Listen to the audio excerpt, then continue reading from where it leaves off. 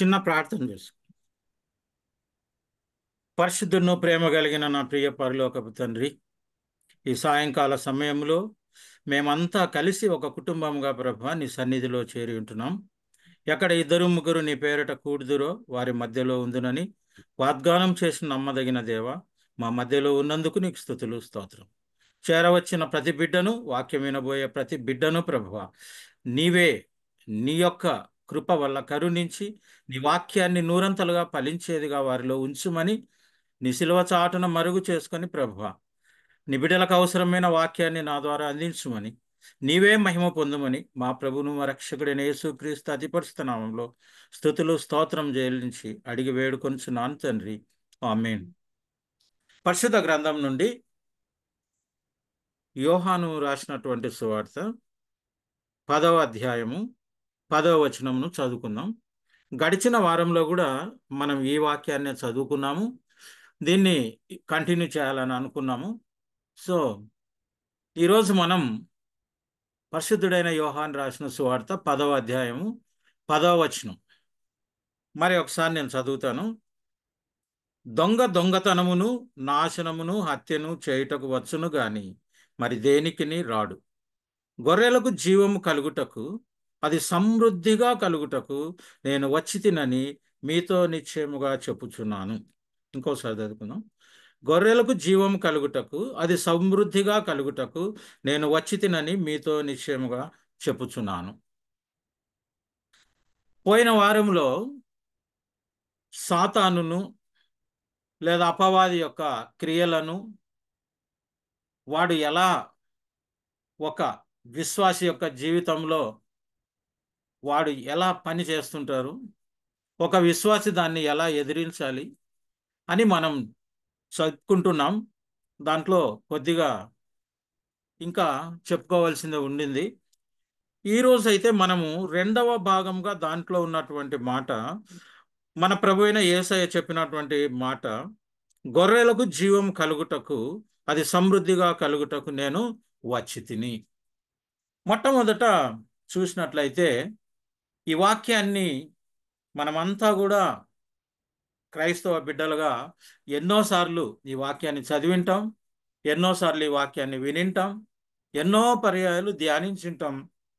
కానీ దేవుని వాక్యంలో ఉండే ఒక అద్భుతమైన విషయం ఏంటంటే, ఎన్నిసార్లు చదివితే అన్ని రకాలుగా దేవుడు మనతో మాట్లాడుతూ ఉంటారు.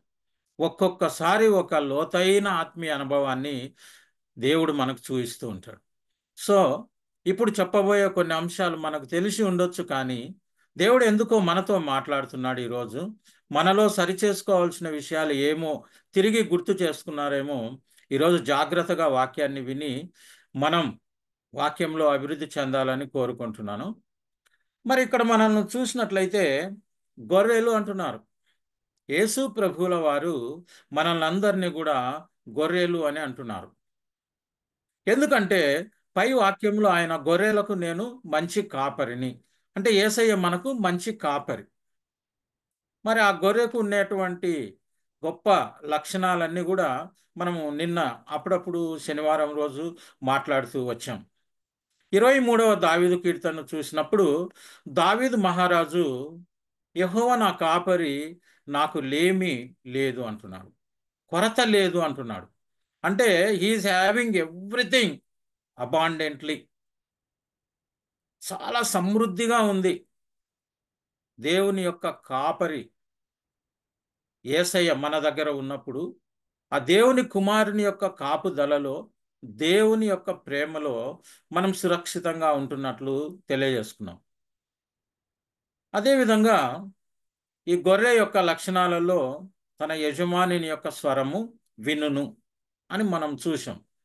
కానీ అవన్నీ ఇప్పుడు మనం గొర్రెను గురించి మాట్లాడుకోవడం లేదు. కానీ ప్రభు ఈ మాటను ఎందుకు చెప్పాడు?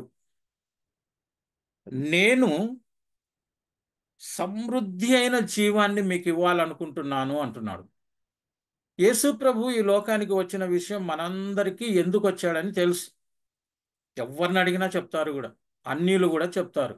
పాపులను రక్షించుటకు యేసయ్య ఈ లోకానికి వచ్చాడు. అదేవిధంగా తండ్రి చిత్తాన్ని నెరవేర్చడానికి కూడా యేసయ్య ఈ లోకానికి వచ్చాడు. అదేవిధంగా మనల్ని మన పాప జీవితం నుంచి విడిపించి నిత్య జీవం మనకు అనుగ్రహించడానికి, ఆయన రాజ్యాన్ని నీతిని వెదకటానికి, మనకు పరలోక రాజ్యాన్ని తెలియచేయడానికి యేసు ప్రభు వచ్చినాడు. మన అనేక విషయాలలో యేసు ప్రభువే నేనే ద్వారమును అంటున్నాడు, నేనే జీవాహారమును అంటున్నాడు, నేనే మార్గమును సత్యమును జీవమునై ఉంటున్నాను అంటున్నాడు. మరి ఈరోజు మన కాపరి అయినటువంటి యేసు ప్రభు ముందుగా దొంగను గురించి తెలియజేశాడు. ఆ అపవాది ఎందుకు దొంగలిస్తున్నాడు, మన హృదయాలను మన జీవితాలను ఎందుకు దొంగిలిస్తున్నాడు అని, ఎలా దొంగిలిస్తున్నాడు అని ఆయన చెప్పి మనను జాగ్రత్త పరిచిన తర్వాత తాను ఎందుకు వచ్చాడో తెలియజేశాడు. ఇక్కడ తను వచ్చినటువంటి పని ఏం చెప్తున్నారంటే, గొర్రెలకు జీవము కలుగుటకు, అది సమృద్ధిగా కలుగుటకు. రెండు మాటలు మనం ఇక్కడ చాలా జాగ్రత్తగా ధ్యానించాలి. జీవము, రెండవది సమృద్ధి అయినటువంటి జీవం. మరి జనరల్గా చాలామంది వాక్యం చదివినప్పుడు ఈ జీవం అనేటి ఏంటి, జీవం అంటే ప్రాణమే కదా అని ఆలోచిస్తాం. కానీ యేసు ప్రభు ఇవ్వటానికి వచ్చినటువంటి జీవము వేరే, మనం కలిగి ఉన్నటువంటి ప్రాణము వేరే. ఈ వాక్యాన్ని మనం లోతుగా ధ్యానించినప్పుడు చాలా కొన్ని ప్రాముఖ్యమైనటువంటి విషయాలు మనకు తెలుస్తూ ఉంటాయి. మరి యేసయ్య మనకు ఈ వాక్యాన్ని తెలియజేసినప్పుడు మనం దీన్ని ధ్యానించవలసినటువంటి బాధ్యత మన మీద ఉంది. మరి వాక్యంలోనికి వెళ్దాం. దీంట్లో అంటే అబాండెంట్ లైఫ్, సమృద్ధి జీవము. క్రైస్తవునికి సమృద్ధి జీవం ఎందుకు ఉండాలి? జీవం ఉంటే సరిపోదా? ఎందుకు ఆయన ముందు జీవము అన్నాడు, మళ్ళీ సమృద్ధి జీవం అన్నాడు? మరి ఈరోజు వాక్యంలో చిట్ట చివరిగా నేను ఆ జీవానికి, సమృద్ధి జీవానికి ఒక చిన్న ఉదాహరణ ద్వారా మీకు తెలియజేసి నేను క్లోజ్ చేస్తాను. మరి మొట్టమొదట మనం గమనించినప్పుడు యేసు ప్రభు ఎవ్వరికి జీవం ఇస్తానంటున్నాడు అని ఇప్పుడు మొట్టమొదట మనం మాట్లాడుకుందాం. ఎవరికి ఇస్తానంటున్నాడు? గొర్రెలకు. అది బాగా గమనిస్తే మనకు తెలుసు, మనకే. మనం అంటే లోకంలో ఉండేటువంటి ప్రతి ఒక్కరికి ఆయన జీవం ఇస్తానని ఇక్కడ అనటం లేదు. వచ్చాడు జీవం ఇవ్వడానికి. తన గొర్రెలు తన స్వరం వింటున్నాయి. ద్వారపాలకుడు తలుపు తీశాడు. ప్రభువు వచ్చాడు. తన గొర్రెలను వెలుపలికి లోపలికి నడిపిస్తూ వస్తున్నాడు. జీవాహారంతో పోషిస్తున్నాడు. అయితే వాటికి సమృద్ధి జీవాన్ని ఇస్తున్నాడు. అలా అని అందరికి ఇవ్వడని కాదు. ఈ దొడ్డికి చెందనటువంటి ఇంకా వేరే గొర్రెలు కూడా నాకు కలవు అంటున్నాడు. అంటే ప్రభువును ఎరగనటువంటి వారు చాలామంది ఇంకా ఉన్నారు. ఆ ఎరుగని వారిని కూడా ప్రభు రక్షించి వారికి కూడా జీవం ఇస్తాడు. కానీ ప్రస్తుతం ఎవరైతే విశ్వాసం ఉంచారో, ఆయన యందు ఎవరైతే క్రీస్తును సొంత రక్షకునిగా అంగీకరించి దాని రెండవ స్టెప్పుగా పరిశుద్ధాత్మను పొంది హృదయంలోనికి యేసు ప్రభువును కలిగి ఉన్నారో వారికి జీవం ఇస్తానంటున్నాడు. యేసు ప్రభువును ఎరగనటువంటి వారి ప్రపంచంలో ఎవరూ లేరు. యేసు ప్రభువును ఎరగటం మాత్రం సరిపోదు. యేసు ప్రభువును నీ హృదయంలో శాశ్వతంగా నీ ఉంచుకోవాలి. ఆయనను గురించి తెలుసుకోవడము, ఆయనను గురించి ప్రార్థించడము, ఆయనను గురించి వాక్యం చదవడము అవన్నీ కాదు. నీ హృదయంలో యేసు ప్రభువు ఉన్నాడా? నీ యొక్క కాపరి నీతో ఉన్నాడా అనాలి. గొర్రెలను వదిలి కాపరి ఎప్పుడు ఉండడు. కాబట్టి ఆయన నమ్ముకున్నటువంటి మనం కూడా మన హృదయంలో యేసు ప్రభువును కలిగి తప్పనిసరిగా ఉండాలి. అది మొట్టమొదటి పని. మరి మనం గమనించినట్లయితే ఇక్కడ యేసు ప్రభు మాటలలో సాతాను వచ్చును ఇంకా రాలే. నిన్న కూడా మొన్న లాస్ట్ మెసేజ్లో కూడా చెప్పాము. ఆల్రెడీ ఆయన వచ్చేసాడు. వచ్చేసినప్పుడు మనం ఏం చేయాలి? ఆయనను ఆహ్వానించుకోవాలి. ఆయన వచ్చి సిద్ధంగా ఉన్నాడు. తలుపు నొద్ద నేను నిలబడి తట్టుచూ ఉన్నాను. ఎవరైనాను నా స్వరము విని తలుపు తీసిన ఎడలా అంటున్నాడు. తలుపు తీస్తేనే ప్రభు లోపలికి వచ్చేది. నువ్వెవరో నాకు తెలుసులే అని ఇప్పుడు మన ఇంటి బయట మనకు తెలిసిన వ్యక్తి పిలిచినప్పుడు ఆ స్వరాన్ని మనం గుర్తుపడతాం. తప్పకుండా ఎవరు వచ్చినారో ఆ స్వరాన్ని బట్టి తెలుసుకుంటాం, డౌట్ లేదు. కానీ తలుపు తీయకుంటే, తలుపు లోపల నుంచి మనం మాట్లాడుతున్నాం అనుకోండి, తలుపు తీయకుండా నువ్వు బయటనే ఉండు, ఎందుకు వచ్చావో చెప్పు, మన ఇద్దరం ఇలాగే మాట్లాడుకుంటుందామంటే వాళ్ళు అక్కడ నిలుచుకోరు, వెళ్ళిపోతారు 100%. యేసు ప్రభు కూడా నీ దగ్గరికి వచ్చి తలుపు కొడుతున్నప్పుడు నీకు ఆయన స్వరం వినపడుతుంది, వాక్యాల ద్వారా మాట్లాడుతున్నాడు. వాక్యము ద్వారానే కాదు, ఉపదేశాల ద్వారా మాట్లాడుతున్నాడు. అనేక రకాలుగా మాట్లాడుతుంటే తలుపు మాత్రం తీయకుండా, ప్రభువా నీ స్వరము నేను ఎరుగుదును, నేను నీ గొర్రెనే అని చెప్పటం వల్ల క్రైస్తవ జీవితంలో చాలా కోల్పోతున్నాం. కాబట్టి యేసు ప్రభు ఏమంటున్నాడంటే, నేను మీ జీవితంలోనికి రావాలి, నీకు నేనొచ్చాను, ఈరోజు నిన్ను పిలుస్తున్నాను, ఈరోజు వాక్యం ద్వారా నీతో మాట్లాడుతున్నాను, నీకు జీవం ఇవ్వడానికి నేను వచ్చాను. నేను ఏదైతే గిఫ్ట్ నీ దగ్గరికి ఇవ్వాలని వచ్చానో, నీవు తలుపు తీసి నన్ను లోపలికి ఆహ్వానించుకుంటే ఆ గిఫ్ట్ నేను నీకు ఇవ్వలేను అని చెప్తున్నాడు. మరి యేసు ప్రభు మన జీవితానికి ఎప్పుడైతే వస్తాడో అప్పుడే మనలోనికి జీవం వస్తుంది. ఎందుకు వస్తుంది అంటే, ఆయన నేనే అంటున్నాడు, నేనే మార్గం, నేనే ద్వారం. So he is the path, he is the door. తర్వాత నేనే జీవం, నేనే మార్గము, నేనే సత్యమును, నేనే జీవమునైనా చెప్తున్నాడు. సో జీవం అయినటువంటి యేసయ్యను నీలోనికి తీసుకున్నంత వరకు నీలో జీవం లేనట్లే. ఇది ఖచ్చితంగా మనం ఆలోచించాలి. ఒకవేళ మనం ఈ వాక్యం విని బాధపడినప్పటికీ దేవుడు మాత్రం చెప్తున్నాడు, నేను నీలో లేకుంటే నీలో జీవం లేదు. ఆ జీవం కూడా ఎలాగుండాలి? సమృద్ధిగా ఉండాలి. ఊరికే జీవం ఉంటే సరిపోదు. మన ఇంట్లో కొద్దిగా డబ్బులు ఉంటే సరిపోదు, తగినంతగా ఉండాలి మన అవసరాలు తీర్చుకోవడానికి. ఊరికే మన ఇంట్లో ఏదో ఒక 10 రూపాయలు బీరువాలో పెట్టి నా దగ్గర కూడా డబ్బులు ఉన్నాయంటుంటే ఆ 10 రూపాయలతో ఏం చేయలేం. జీవితంలో ఎన్నో లోక రీతిలో చేసుకోవాల్సిన పనులు ఉంటాయి. అదేవిధంగా మనం కొద్ది జీవాన్ని కలిగి ఉండి అనేక విషయాలలో మనము విశ్వాస జీవితంలో సాగలేము. అందుకే యేసు ప్రభు సమృద్ధి జీవము అని అంటున్నాడు. మరి ఇదంతా ఎవరితో చెప్తున్నాడు అని మనం ఆ వాక్యాలంతా ముందు నుంచి చదువుకుంటూ వస్తే 9వ అధ్యాయం, 8వ అధ్యాయంలో ఇవన్నీ చదువుకుంటూ 10వ అధ్యాయంకి వచ్చినప్పుడు అక్కడ పరిసయ్యులతో ఆయన మాట్లాడుతూ ఉన్నాడు. ఆయన శిష్యులు ఉన్నాడు, ఆయన ఉన్నాడు, పరిసయ్యులు కూడా ఉన్నారు, వాళ్ళల్లో విశ్వాసం ఉంచిన వాళ్ళు కూడా ఉన్నారు. ఆయన గొర్రెలు అక్కడ ఉన్నాయి. మరి గొర్రెలతో ఈ మాట చెప్పినప్పుడు వెంటనే అక్కడ కూర్చున్న వాళ్ళందరికీ కోపం వస్తుంది. ఒకవేళ మీరే కూర్చొని ఉన్నారనుకోండి, నేను అక్కడ కూర్చొని ఉన్నాను అనుకోండి, నీకు నేను జీవం ఇవ్వడానికి వచ్చినానయ్యా అంటే ఏం నేను చనిపోయిన వ్యక్తినే? నీకు ఎదురుగా నేను కూర్చొని ఉన్నా, నాకు కనిపించట్లేదా? నేను కదలటం లేదా? నేను శ్వాస ఇలా చెప్తున్నాడు, మనకు జీవం ఉంది కదా అని అనుకుంటారు. ఒక అవిశ్వాసి ఇలా అనుకుంటాడు. విశ్వాసి కూడా జీవం అంటే ఏందో తెలియని విశ్వాసులం కూడా కొంతమంది మేము ఉంటాం. ఏంటో అసలు ఈ జీవం అంటే ఏంటి అనేటువంటిది ఈరోజు మనం తెలుసుకోవాలి. మనం జీవించేటువంటిది, మనకు ప్రాణం ఉంది. ఆ ప్రాణం వల్ల మనం శరీర రీతిలో ఈ లోకంలో జీవిస్తున్నాం, శరీర క్రియలు చేస్తున్నాం. కానీ దేవుడు అది కోరుకోవట్లేదు. నాకు నీ జీవితంలో నేను ఉండి నా యొక్క జీవం నీలో ఉండాలి అంటే ఏంటంటే, ఫిజికల్గా, శారీరకంగా, లోకరీతిలో నీవు నాకు అక్కర్లేదు.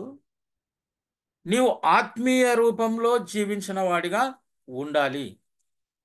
ఆత్మలో నీవు జీవించి ఉండాలి. మరి దీన్ని ఇంకా కొంచెం లోతుకు ఎక్కితే, జీవము లేనటువంటి వారు ఉన్నారు ఈ లోకంలో, జీవము కలిగిన వారు ఉంటున్నారు, సమృద్ధి అయిన జీవం కలిగినటువంటి వారు ఉన్నారు. జీవం లేనటువంటి వారు యేసు ప్రభువును తెలుసుకొని కూడా యేసు ప్రభువును హృదయంలోనికి తీసుకున్నటువంటి వారు ఇంకా పోస్ట్పోన్మెంట్ చేసుకుంటూ, ఇప్పుడే వద్దులే యేసు ప్రభువా, నువ్వు మా జీవితంలోనికి వస్తే మేమంత చక్కగా జీవించడానికి ఇప్పుడే సిద్ధంగా లేమని తెలిసి పోస్ట్ పోన్ చేసిన వాళ్ళు, మారు మనసు అనుభవం లేనటువంటి వారు, జీవము కలిగినటువంటి వారు ఎవరంటే విశ్వాసులే, కానీ కొద్దిగా జీవం మాత్రం కలిగి ఉన్నారు. సమృద్ధి జీవం కలిగినటువంటి వారు ప్రభువు సేవలో, ఆయన రాజ్యంలో పనిచేస్తున్నటువంటి వారు. ఎందుకంటే ఒక విషయాన్ని గమనిస్తే మనము ఈ యొక్క జీవము, సమృద్ధి జీవంలో ఉండేటువంటి డిఫరెన్స్ మనం చక్కగా చూసుకోవాలి. కొంచెం ఉంటే అది పనికిరాదు. అది దేనికి పనికి వస్తుందంటే ప్రభువునందు విశ్వాసిగా నీవు జీవిస్తూ ఉంటావు, అంతే. ఆయన సేవలో పనికిరాము. అదేవిధంగా ఆత్మీయ జీవితంలో మనం ఎదుగుదల లేకుండా ఉంటాం. సరే, నేను చివర్లో చెప్తానన్నాను, కానీ ఎందుకో నాకు ఇప్పుడే చెప్తే మేలు అని మనసులో ఒక ప్రేరేపణ కలుగుతుంది. మీకు అర్థమయ్యేలాగా చెప్పాలంటే, ఒక వ్యక్తి కాళ్ళు చేతులు ఏం పని చేయట్లే, కదలలేని స్థితిలో ఉన్నాడు, బట్ బ్రతికే ఉన్నాడు, ప్రాణం ఉంది ఆయన. ఆయన దగ్గరికి ఒక పాము వస్తుంది.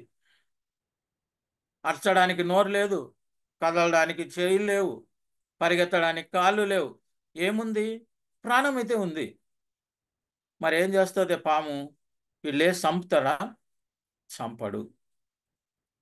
అది పక్కకన్నా వెళ్ళిపోవాలా, లేదా ఎందు నిమిత్తమే వచ్చిందో అన్ని కాటైనా చేస్తుంది, ఆయన ఏం చేయలేడు. ఒక క్రైస్తవ విశ్వాసి జీవము కలిగి ఉండి కూడా సమృద్ధి అయిన జీవితం లేకుంటే సాతాను కాటేస్తుంది. నీలో జీవం ఉంది, కానీ ఆ జీవములో నీలో కదలిక లేదు, నీలో శక్తి లేదు. జీవం ఇచ్చాడు కానీ యేసు ప్రభు నువ్వు తీసుకున్నావు. పరిశుద్ధాత్మ కార్యాలు జరిగించడానికి, శక్తి నొందడానికి కావలసిన పరిశుద్ధాత్మ బాప్తీసం కొరకు నీవు ప్రభువును వేడుకున్నట్లేదు. ప్రతిరోజు ప్రార్థనలో ఈ లోక ఆశీర్వాదాల కొరకు, ఈ శరీర ఆరోగ్యం కొరకు, ఈ ఇబ్బందుల కొరకు, నన్ను కాపాడండి కాపాడండి, వీలైతే నన్ను నీ సేవలో వాడుకోనండి, ఇలాంటిది కాదు. నీవు శక్తి పొందుకున్నప్పుడు ఆ సాతానును నువ్వు జయించగలుగుతావు. ఆ శక్తి పొందడానికి పరిశుద్ధాత్మ నీకు, యేసు ప్రభువులు లోపల రావడానికి ద్వారపాలకుడు తలుపు తీస్తాడు. ద్వారపాలకుడు తలుపు తీసినప్పుడు, యేసయ్య నీలో ఉన్నప్పుడు ఒకేసారి జీవం రాదు. ప్రతిరోజు నువ్వు పోషింపబడుతూ, వాక్యం అనేటువంటి పాలతో అని అన్నారు బైబిల్లో, నీవు రోజు రోజు రోజు రోజు అభివృద్ధి చెందుతూ సమృద్ధి జీవితంలోనికి తప్పనిసరిగా ఒకరోజు వస్తావు. మరి మనం గమనించినప్పుడు, మరి వాళ్ళంతా అక్కడ కూర్చున్నటువంటి వాళ్ళు ఏమనుకుంటున్నారు? ఏంటబ్బా నేను చనిపోయినానా, ఈయనేంది జీవం ఇస్తానంటున్నాడు? ఎందుకంటే వారికి ఆత్మీయ విషయాలు తెలియదు. ఎందుకు తెలియదో, వాళ్ళు ఎలా చచ్చిపోయినారో మనం చూద్దాం. ఇప్పుడు వాళ్ళు యేసయ్య ఎలా చెప్తున్నాడో చూద్దాం. ఒకసారి ఆదికాండం 2వ అధ్యాయము మనం 17వ వచనం చూసినట్లయితే, అక్కడ యేసు ప్రభు దేవుడు ఆదాముతో ఒక మంచి మాట చెప్పాడు. మేబీ మొట్టమొదటి ఆజ్ఞనేమో అది. నీ కొరకు నేను ఇంత మంచి రమ్యమైనటువంటి తోటనంతా ఉంచాను, ఈ తోటనంతా నీవు నీ ఇష్టం వచ్చినట్లుగా ఏలు, పండ్లను తిను, సంతోషంగా జీవించు. అయితే ఒక్క ఆజ్ఞ ఇచ్చాడు, ఏంటంటే ఆ మంచి చెడ్డలను ఇచ్చేటువంటి ఆ పండును మాత్రం నీవు తినరాదు. అప్పుడు ఒక మాట చెప్పాడు, ఏంటంటే నీవు వాటిని తిను దినమున నీవు నిశ్చయముగా చచ్చెదవు.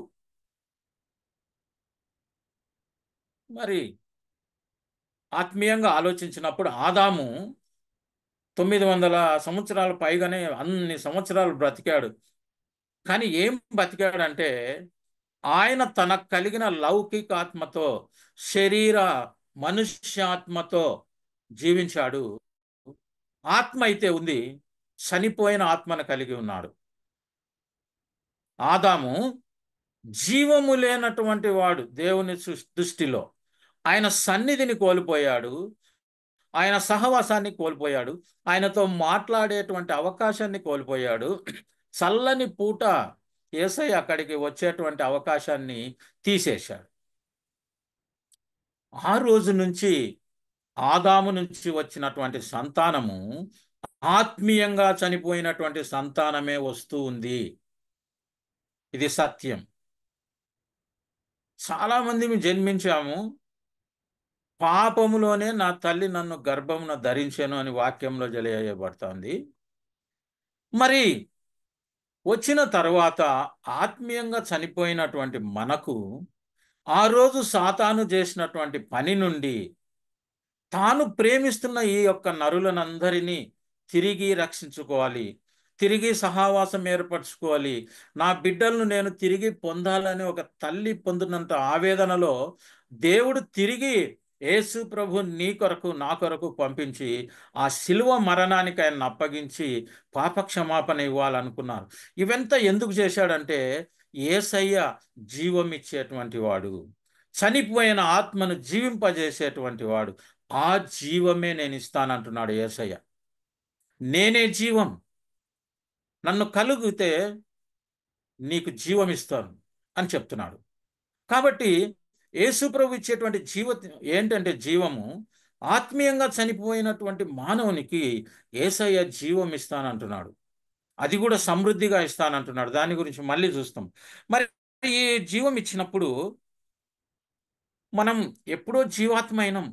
ఆదికాండం 2వ అధ్యాయం 7వ వచనంలోనే నరుడు జీవాత్మ ఆయను అని ఉంది. అంటే జీవం కలిగినటువంటి ఆత్మ. ఆదికాండం 2వ అధ్యాయము 7వ వచనం చూసినప్పుడు నరుడు జీవాత్మ ఆయను.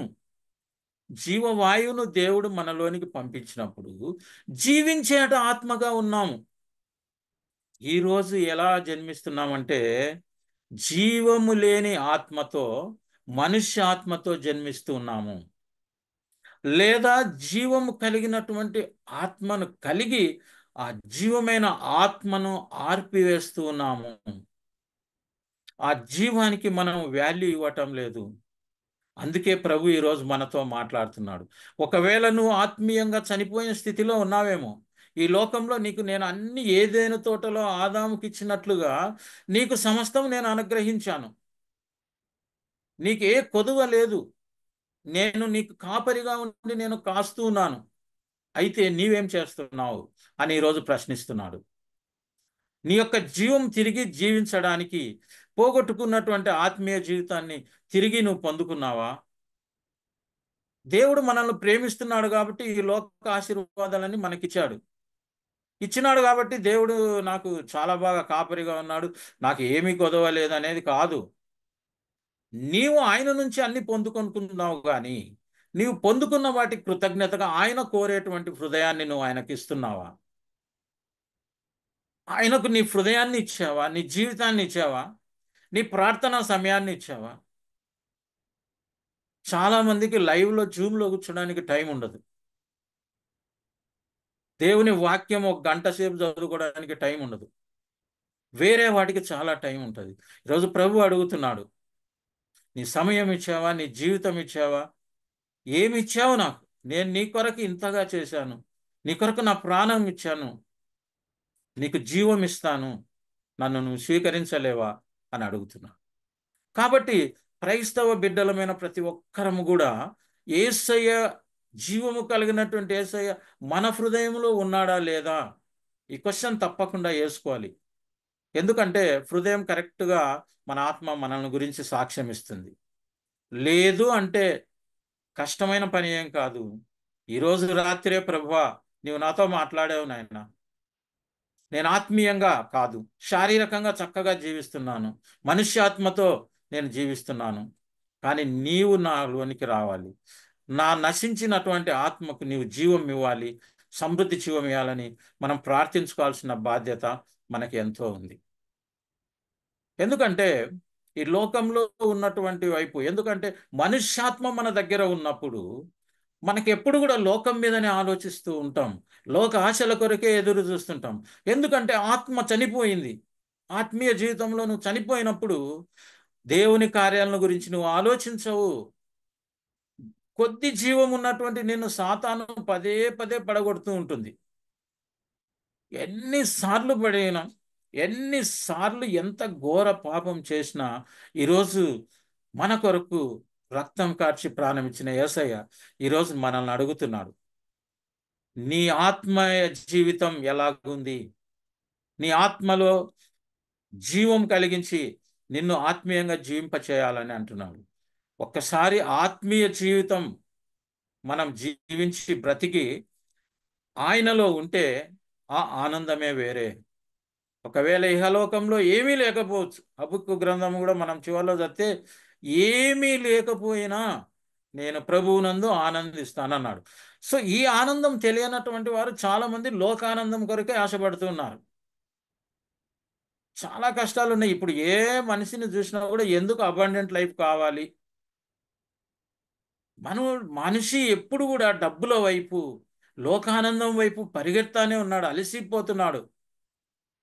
కానీ ఆత్మీయ జీవితాన్ని గురించి ఏమాత్రం ఆలోచించడం లేదు, దానికి టైమే ఇవ్వట్లే. కాబట్టి యేసు ప్రభు ఏం చెప్తున్నాడంటే, ఆ యొక్క జీవాత్మ చనిపోయింది కాబట్టి, ఆ రోజు ఆదాం చేసినటువంటి దాన్ని బట్టి ఈ రోజు నేను మీకు తిరిగి జీవం ఇవ్వటానికి నేను వచ్చానని ఆత్మీయమైన మెసేజ్ వాళ్ళకు అక్కడ ఇస్తున్నాడు. మరి ఈ ఆత్మలో మనం చూసినట్లయితే, ఇంతకు ముందే చెప్పాను, మనుష్యాత్మ ఉంది మనకు, అదే లౌకిక ఆత్మ బైబిల్లో ఉంది. తర్వాత జీవాత్మ ఉంది. అదేవిధంగా ఈ లోకంలో ఉన్నటువంటి ఇంకొక ఆత్మ ఏంటంటే, చాలా పవర్ఫుల్గా పనిచేసే ఆత్మ దురాత్మ, సాతాను యొక్క ఆత్మ, దుష్ట సమూహముల యొక్క ఆత్మలు. మరి వీటన్నిటితో మనం పోరాడేటప్పుడు మన జీవం, సమృద్ధి జీవంలో ఎప్పుడు నీవు ఉంటావో ఆ రోజు దురాత్మకు కానీ, ఈ లోకంలో ఉండే లౌకిక ఆత్మకు కానీ నీ జీవితం మీద ఎలాంటి అధికారం ఉండదు. దేవుడు నీకు ఇచ్చిన అధికారంతో ఆ సాతాను కూడా నువ్వు గద్దిస్తావు. అది యేసయ్య కలిగినటువంటి జీవితం. మరి ఈరోజు మనం గమనించినట్లయితే, యేసయ్య ఈ వాక్యం మనకు చెప్పినప్పుడు అక్కడ ఆయన కేవలం ఈ జీవం ఎప్పుడైతే మనకిస్తాడో అప్పుడు ఆయన ఫిజికల్గా, ఈ లోకరీతిగా, అదేవిధంగా ఆత్మీయంగా, అదేవిధంగా అన్ని రకాలుగా నీకు సమృద్ధి అయినటువంటి జీవితాన్ని, జీవం అని అంటాం లేదు నేను, సమృద్ధి జీవితాన్ని కూడా ఇస్తాడు ఈ లోకంలో. సమృద్ధి జీవము కలిగినప్పుడు సమృద్ధి జీవితంలోనికి నువ్వు అడిగిస్తావు. ఎందుకంటే మనకు ఆయన గొర్రెలు, మనము యెహోవా నా కాపరి, నాకు లేమి లేదు, యేసయ్య నా కాపరి, నాకేమి కొదవలేదు, నేను పచ్చిక బయలులలో మేస్తాను, శాంతి జలముల యొద్ద నేను దప్పి తీర్చుకుంటాను, సుఖంగా పడుకొని నిద్రపోతాను, ఆయనే నన్ను కాచువాడనే గొప్ప నమ్మకం వస్తుంది. దేని మీద కూడా నీవు చింత పడవు. మరి అదేవిధంగా మనం చూస్తే, దేవుని యొక్క సహవాసం కావాలి, దేవునితో మాట్లాడాలి, ఆయన స్వరం వినాలి అంటే తప్పకుండా యేసయ్య ఇచ్చేటువంటి ఈ జీవితంలో, యేసయ్య ఇచ్చేటువంటి జీవితంలో యేసయ్య ఇచ్చే జీవం అవసరం. ఈ జీవితంలో జీవం అవసరం. దీన్ని బాగా ధ్యానిస్తే జీవించడం వేరే, యేసయ్య ఇచ్చే జీవము కలిగి జీవించడం వేరే. కాబట్టి ఇవన్నీ మనకు తెలాలంటే ఆయన యొక్క వాక్యాన్ని మనం జాగా చదవాలి. ఎక్కడెక్కడో మెసేజ్లు వినాల్సిన అవసరం లేదు. దేవుడు మనకిచ్చేటువంటి మంచి సందేశాలన్నీ ఆయన వాక్యంలోనే ఉన్నాయి. ఒక్క వాక్యం తీసుకుంటే దాదాపు 1 సంవత్సరం మెసేజ్ తీసుకోవచ్చు. దాంట్లో ప్రార్థించుకొని చదువుతా ఉంటే కొత్త కొత్త ఆలోచనలు వస్తుంటాయి. చాలా వరకు మనకు తెలియనంత వరకు బైబిల్ని అలా చదివేస్తాం. ఇదే వాక్యం ఉంది అనుకోండి, గొర్రెలకు నేను జీవమును, అది సమృద్ధి జీవనీయుటకు నేను వచ్చి తినా, సరే ప్రభువా, వాక్యం చదివేశాను, ఈరోజు నీవు ఏదో జీవం ఇవ్వడానికి వచ్చినావు. దాన్ని ధ్యానించాల్సిన అవసరం మన మీద ఉంది. అదేవిధంగా మనం గమనించినప్పుడు శరీర సంబంధమైన ఆలోచనలలో మనం ఎందుకు ఎక్కువగా ఉంటున్నామంటే, మన శరీరంలో మనకున్నటువంటి ఆ యొక్క సోల్ శరీర సంబంధంగా ఉండిపోయింది కాబట్టి శరీర ఆశ, నేత్రాశ, జీవపు డంబంలో మానవుడు బ్రతుకుతూ ఆ నేత్రములకు గుడ్డితనం కలగజేయబడింది. మనం కూడా గొర్రెలమే. ఆయన దొడ్డిలోనికి రాబడినటువంటి గొర్రెలు కూడా మార్గము తప్పిపోయినవి చాలా ఉన్నాయి. ఆది కాండం నుంచి మనం ప్రకటన గ్రంథం 22వ అధ్యాయం 21వ వచనం వరకు చదువుకుంటూ పోతే రక్షింపబడినటువంటి కొంతమంది తప్పిపోయిన వాళ్ళు కూడా ఉన్నారు. తిరిగి క్షమించబడి అత్యధికంగా వాడుకోబడినటువంటి వారు ఉన్నారు. హతసాక్షులుగా మారినటువంటి వారు కూడా ఉన్నారు. కాబట్టి క్రైస్తవ జీవితం ఏదో ఆనందకరమైనది అనేది కాదు. యేసుప్రభుని నమ్ముకునే మాత్రాన కష్టాలు రావని కాదు. యేసయ్యనే చెప్తున్నాడు, ఈ లోకంలో మీకు శ్రమ. నన్ను కలిగి ఉన్నారంటే మీరు మొట్టమొదట శత్రువులు అయిపోయినారు సాతాను. మిమ్మల్ని వదిలిపెట్టాడు వాడు. కానీ పోయిన వారంలో మనం చెప్పుకున్నట్లు మనం సర్వాంగ కవచం ధరించుకుంటే తప్ప కుదరదు. అదేవిధంగా యేసయ్య ఇచ్చినటువంటి సమృద్ధి అని కలిగి ఉండాలి. రండి మనం 1 కొరింథీయులు 2వ అధ్యాయము 10వ వచనం చదువుకుందాం. 1 కొరింథీయులు 2వ అధ్యాయము 10వ వచనం నేను చదివి వినిపిస్తాను. ఒక మనుష్యుని సంగతులు అతనిలో ఉన్న మనుష్యాత్మకే గాని మనుష్యులలో మరి ఎవనికి తెలియను. అలాగే దేవుని సంగతులు దేవుని ఆత్మకే గాని మరి ఎవనికిను తెలియవు. దేవుని వలన మనకు దయచేయబడిన వాటిని తెలుసుకొనుటకై మనము లౌకిక ఆత్మను కాక దేవుని యొద్ద నుండి వచ్చే ఆత్మను పొంది ఉన్నాం. కాబట్టి ఇక్కడ వాక్యం ఏం తెలియజేస్తుందంటే, ఒక మనుష్యులలో ఉండే సంగతులు, నీ హృదయంలో ఉండేటువంటి సంగతులు నీవు వెలుపలికి చూస్తే చాలా మంచివానిగా కనిపించవచ్చు, మంచి వ్యక్తిగా కనిపించవచ్చు. నీ యొక్క వస్త్రాలంకన కానీ, నీవు మాట్లాడే మాటలు కానీ, సంఘంలో నీకుండేటువంటి పలుకుబడి కానీ, ప్రతి విషయంలో నీవు అంతరంగంగా ఎలాగున్నావో నీ లోపల ఉండేటువంటి మనుష్యాత్మకే తెలుసు. కానీ ఇంకా మరి ఎవరికి కూడా తెలియదు. అఫ్ కోర్స్ దేవునికి తెలుసు. అలాగే నీవు ఆత్మీయంగా జీవించి దేవుని యొక్క బిడ్డగా ఉన్నప్పుడు నీకు అక్కడ ఏం తెలుస్తాయంట, దేవుని ఆత్మకే గాని మరి ఎవరికి తెలియనటువంటి దేవుడి ఆత్మ నీలో ఉంటే ఏం తెలియజేస్తాడు నీకు? దేవుని యొక్క సంగతులను తెలియజేస్తాడు. ఈరోజు ఎందుకు నీకు దేవుని సంగతులు తెలియటం లేదు? ఎందుకు వాక్యాన్ని ఊరికే చదివి వదిలేస్తున్నావు అంటే, దేవుని సంగతులు నీకు తెలియజేసు అంటే ఆత్మ నీలో ఉందో లేదో ఉండాలి.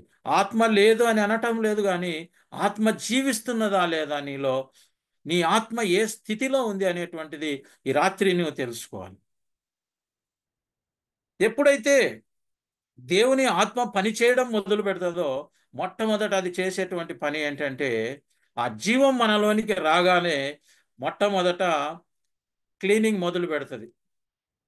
మన పాపాలన్నీ మనకు తెలియజేసినప్పుడు వాటి విషయమై మనం దుఃఖించి మనం వెంటనే మారు మనసు పొందటానికి ఒక మార్గము ఏర్పరచడం జరుగుతుంది. అదే దేవుని ఆత్మ మనకు తెలియజేసేది. మనం చేసిన తప్పులన్నీ మనకు తెలుస్తాయి. దేవుని ఆత్మ అవన్నీ మనకు తెలియజేసినప్పుడు మారు మనసు అనుభవంలోనికి వస్తాం. ఎప్పుడైతే మారు మనసు అనుభవంలోనికి పశ్చాత్తాపడతాం, యేసు నామంలో బాప్తిసం తీసుకుంటాం, పరిశుద్ధాత్మను పొందుకోవడానికి ప్రయత్నం చేస్తాం, యేసయ్యకు తలుపు తీసి మన హృదయంలోనికి ఆయన అంగీకరిస్తాం. కాబట్టి నీ ఆత్మస్థితిని ప్రియుడా ఈరోజు రాత్రి నువ్వు తెలుసుకోవాల్సిన అవసరం, నీ ఆత్మస్థితి నీకే తెలుసు, ఇంకెవరికి తెలియదు. నీ ఆత్మ ఎలాగుందో నువ్వు పరీక్షించుకోవాల్సిన అవసరం ఉంది. కాబట్టి దేవుని బిడ్డలకు దేవుని యొక్క జీవం అవసరం. నువ్వు జీవించాలా ఈ లోకంలో, సాతానుతో గెలవాలంటే దేవుని యొక్క జీవం నీకు అవసరం. మరి యేసు ప్రభు యొక్క మాటలను జీవితాంతం నువ్వు ధ్యానించాలి. యేసు ప్రభు యొక్క మాటలను నీవు వినాలి. ఆ మాటలు వినడానికి నీలో ఆసక్తి కలగాలి. ఏదో మనం టీవీలో ఏదో ఉందంటే ఎంత ఆసక్తి చూపుతామో, ఆ వాయినాడులో ఏదో జరిగిందంటే ఎన్నిసార్లు చూస్తుంటామో, ఎవడెవడో రాళ్ళ కింద పడి వచ్చినారు, ఎట్లా పడినాడు, ఏ కారు కింద పడింది, ఏమైంది, అంత ఇంట్రెస్ట్ మనకు దీని మీద కూడా ఉండాలి. అవన్నీ ఉండాల్సిందే. లోకంలో ఉన్నాం, చూస్తాం, తెలుసుకుంటాం. కానీ అది మన జీవితానికి పనికిరావు. తెలుసుకుంటాం అంతే. కానీ దేవుని వాక్యం మీద మనం ఎప్పుడైతే మంచి లక్ష్యం ఉంచుతామో, ఎప్పుడైతే దేవా నేను ఇంకా తెలుసుకోవాలా, ఇంకా తెలుసుకొని నీ గురించి, ఇంకా నీ వాక్యంతో లోతైన అనుభవంలోనికి నడిపించు నన్ను, నువ్వు ఏం మాట్లాడుతున్నావు ఈ వాక్యం ద్వారా నాతో అని ఎప్పుడు తెలుసుకుంటావంటే, నీ ఆత్మ జీవింపగలిగినప్పుడే తెలుసుకుంటావు. నీ ఆత్మ చనిపోయిన స్థితిలో ఉంటే ఈ వాక్యాలు నీకు అసలు అర్థమే కాదు. సాతాను ఎప్పుడో ఎత్తుకుపోతుంటది. ఎందుకంటే నువ్వు సాతానికి చోటు ఇచ్చావు నీ జీవితంలో. నీ వాక్యం పడుతుండగానే అది ఎత్తుకొని పోతుంటది. అది మంచి నేలలో పడితే మంచిదే, కానీ రోడ్డు పక్కన ముళ్ళ పొదల్లో ఏడాడ పడిపోతుంటే ఆ వాక్యం ఫలించకుండా చేస్తుంది సైతాన్. వాక్యం ఫలించాలి, కార్యం జరగాలి, మారు మనసు అనుభవంలోనికి రావాలి. నెక్స్ట్ వీక్ మనం వీలైతే తప్పిపోయిన కుమారుని యొక్క జీవితంలో అత్యద్భుతమైనటువంటి సందేశాలు ఉన్నాయి. దాన్ని ఎలా మారు మనసు వచ్చింది, ఎలా మారు మనసు పొందాడు, ఏం జరిగింది. మారు మనసు పొందిన విశ్వాసి వాళ్ళ అన్న ఉన్నాడు ఇంట్లో, తండ్రితో సంబంధం కలిగి ఉన్నాడు, తండ్రి కోసం పని చేస్తా ఉన్నాడు, అన్ని చేస్తున్నాడు. మళ్ళీ ఒక క్వశ్చన్ వేసినాడు తండ్రికి, ఏమంటే నా తమ్ముడు అనడంలే, నీ కుమారునికి ఏందో చేసేసినావు వచ్చినాడని. తప్పిపోయినాడు వస్తే రింగు పెట్టి డ్రెస్లు వేసి ఇంత విందు చేసిన, నాకేం చేసావని అడుగుతున్నాడు. చాలా మంది విశ్వాసులు ఇలా వాళ్ళు ఉన్నారు. వాడు మొన్న మొన్న మారు మనసు పొందినాడు, మొన్న మొన్న ఈ విధంగా అయినాడు, ఆయనకి స్వస్థపరిచే వరం, ఆయనకు వాక్యం చెప్పే వరం, ఆయనకు వర్డ్ ఆఫ్ నాలెడ్జ్, ఇన్ని గిఫ్టులా నాకు ఇంకా ఇవ్వలేదే అంటే నీవు సమృద్ధి జీవితానికి రాలేదు. వాడు వచ్చేసాడు. ఎందుకంటే ప్రతిరోజు సమృద్ధి జీవంలోనికి ఒక్కరోజు రాదు, అది వెళ్తూ వెళ్తూ వెళ్తూ వెళ్తూ ఉండాలి. కాబట్టి మనం గమనించినప్పుడు అదే విధంగా ఎఫెసీయులు రాసినటువంటి పత్రిక 2వ అధ్యాయము 1వ వచనం చూసినట్లయితే అక్కడ ఏం చెప్తున్నారంటే, మీ అపరాధముల చేతను పాపము చేతను మీరు చచ్చిన వారై ఉండగా. చూడండి ఎలా చనిపోయాడు. వానికి ప్రాణం ఉంది, లోకంలో జీవిస్తున్నాం, కానీ ఎలా చనిపోయినాం అని వాక్యం చెప్తుందంటే, మన యొక్క అపరాధముల చేతను పాపముల చేతను మీరు చచ్చిన వారై ఉండగా ఆయన అంటే దేవుడు మిమ్మును క్రీస్తుతో కూడా బ్రతికించెను. ఆత్మీయంగా నువ్వు చనిపోయినప్పుడు క్రీస్తు ద్వారా నిన్ను దేవుడు బ్రతికిస్తూ ఉన్నాడు. యేసయ్యను అంగీకరించినప్పుడు క్రీస్తు ద్వారా. ఎందుకు క్రీస్తు అంటున్నా అంటే, మనం బైబిల్లో ఆయన క్రీస్తు అని పేరు పెట్టబడును అని లేదు, ఇమ్మానుయేల్ అని ఉంది, యేసు అని ఉంది. మరి క్రీస్తు అని ఎక్కడి నుంచి వచ్చిందంటే, క్రీస్తు అనగా గ్రీకు భాషలో అభిషక్తుడు, రక్షకుడు అని అర్థం. అందుకే వాళ్ళు ఆ కాలంలో గ్రీకు లాంగ్వేజ్లో, ఎబ్రియులో వాళ్ళు మాట్లాడేటప్పుడు జీసస్ క్రైస్ట్ అని తెచ్చినాడు, యేసే రక్షకుడు అని. కాబట్టి బైబిల్లో కూడా మనకు క్రీస్తు అంటే రక్షకుడు అని. ఆ రక్షకుడు మనల్ని రక్షించాడు, ఈ రక్షకుడు మనల్ని బ్రతికించాడు. దేవుడు ఆ బ్రతికించడానికే యేసయ్యను మన కొరకు పంపించాడు. ఆయన చిత్తం నెరవేర్చడానికి యేసయ్య ఈరోజు ఈ లోకంలోనికి వచ్చాడు, వాక్యాన్ని అందించినాడు. తిరిగి తను వెళ్తూ వెళ్తూ సర్వసత్యంలోనికి రప్పించగలిగినటువంటి సత్య స్వరూపైన పరిశుద్ధాత్మను మనకు అనుగ్రహించాడు. మరి ఈరోజు పరిశుద్ధాత్మను అడగము, ఆయన యొక్క జీవమును అడగం, ఆత్మీయంగా చనిపోయింటాం,